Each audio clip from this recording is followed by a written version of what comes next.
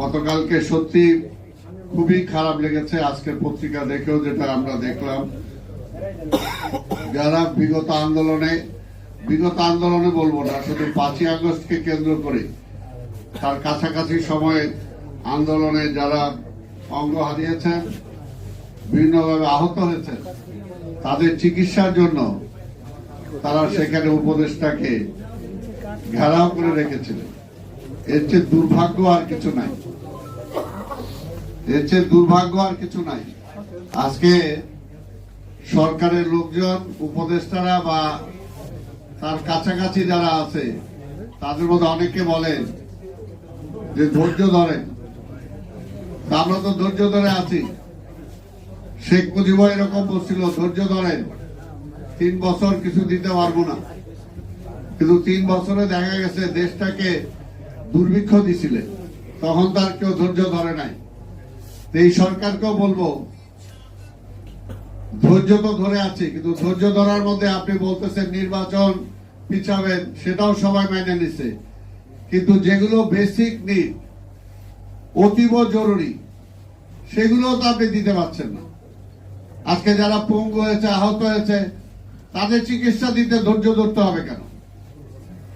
এটা তো একদম ফার্স্ট প্রায়োরিটি হবে আপনার, সেটাও তো আপনি কার্যকর করতে পারছেন না।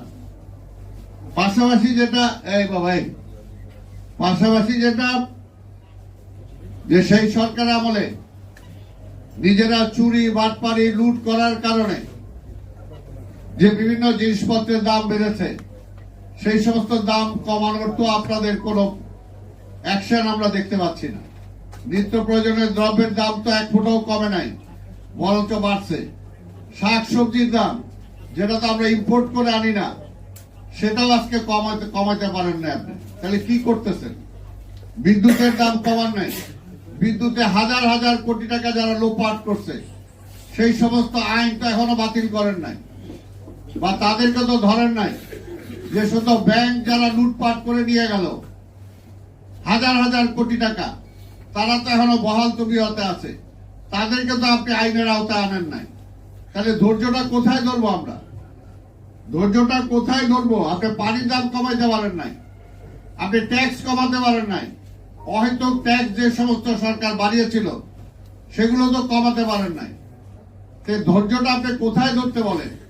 খালি বলেন রাজনীতিবিদরা ক্ষমতার জন্য পাগল হয়ে গেছে। আর ভাই, ক্ষমতার জন্য পাগল না, আমরা তো 17 বছর ধরে আন্দোলন করছি। 17 বছর ধরে ফ্যাসিবাদের বিরুদ্ধে আমরা আন্দোলন করেছি। কাজে সেই আন্দোলনটা বৃথা যায় নাই। সেই আন্দোলনের চূড়ান্ত পর্যায়ে কিন্তু অভ্যুত্থান হয়েছে, এবং আজকের এই সরকার আপনার ক্ষমতায় আপনারা অধিষ্ঠ হয়েছেন। এবং আমরা বলি, এই সরকার আমাদের সরকার, এই সরকারে আমরা ক্ষমতায় এনেছি।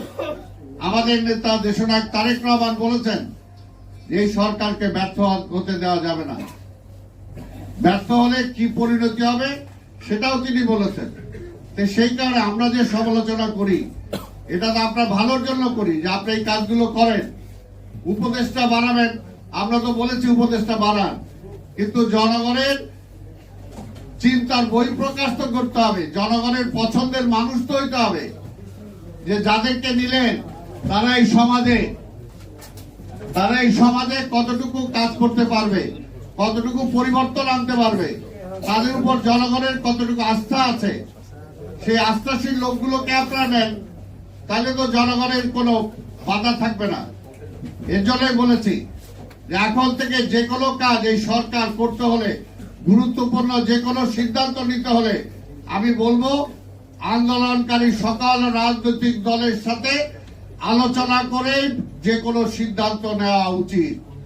তা না হলে তারা ভুল করবে না। শুধু আমরা বলেছি যে এই সরকার সেই ফ্যাসিবাদের প্রেতাত্মা যারা আছে, তাদের কাঁধে ভর করে তারা যদি টিকে থাকতে চায়, তাহলে এইরকম ভুল হবেই। এই ভুল আমাদের কাছে কাম্য না। কাজেই বলবো, এই সরকারের এখনো সময় আছে।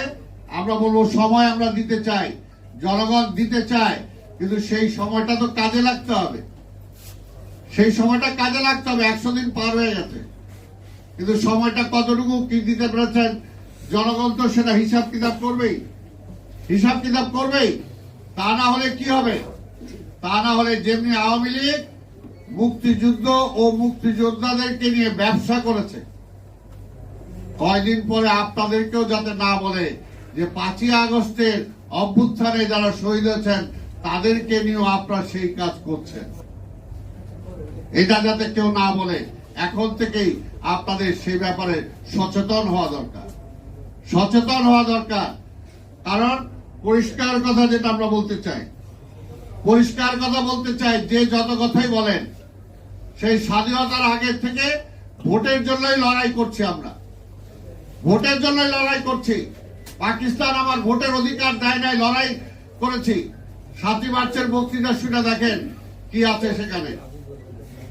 তারপরে আওয়ামী লীগ ক্ষমতায় আসার পরে আমার ভোটের অধিকার কেড়ে নিচ্ছে, সেটার জন্য লড়াই করেছি। গত 17টা বছর আমরা লড়াই করেছি ভোটের জন্য।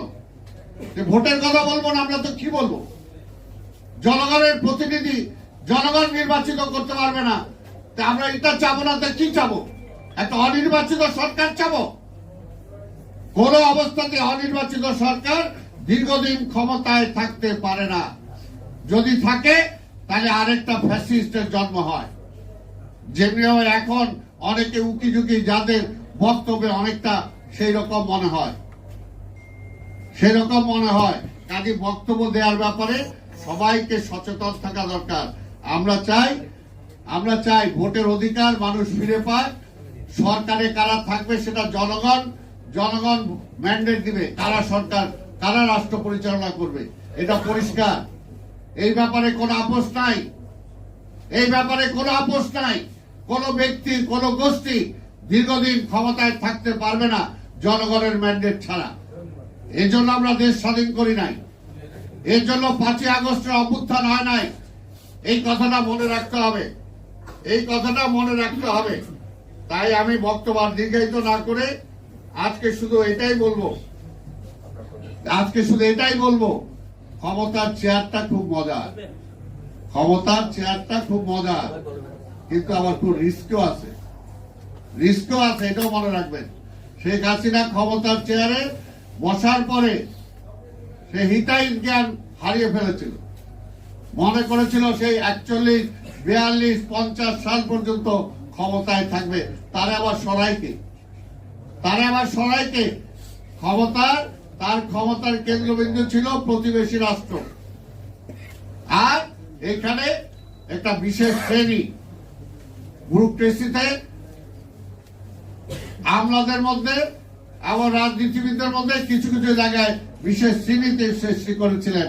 মনে করছিলেন এদের উপর নির্ভর করেই ক্ষমতায় থাকবেন। কিন্তু জনগণের শক্তির কথা তিনি চিন্তা করেন নাই। কিন্তু একটা কথা পরিষ্কার যেটা সত্য, দুইটা শক্তির বিরুদ্ধে যুদ্ধ করে জয়লাভ করা যায় না। একটা হলো জনতার শক্তি, আর একটা হলো প্রকৃতির বিপক্ষে দাঁড়িয়ে।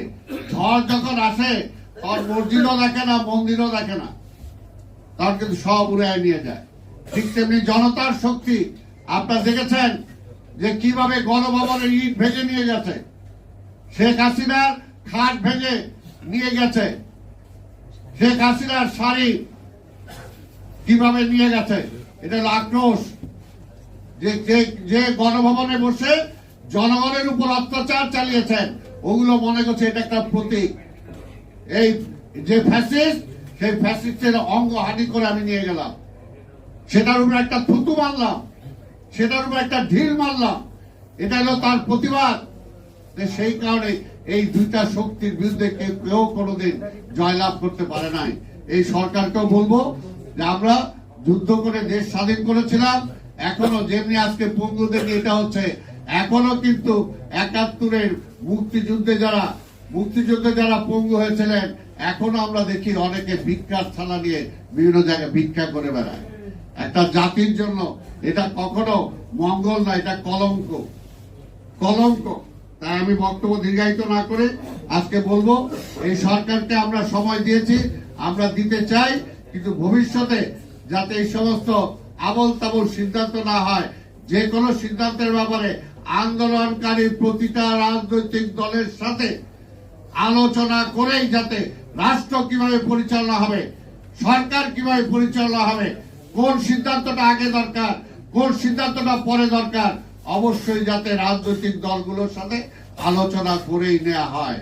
তাদের এককভাবে ইচ্ছা হলে একটা করে ফেললাম, এটার জন্য এই দেশের মানুষ রক্ত দেয় নাই, এটার জন্য শহীদরা শহীদ হয় নাই, এটার জন্য অসংখ্য ছাত্র জনতা পঙ্গু হয় নাই।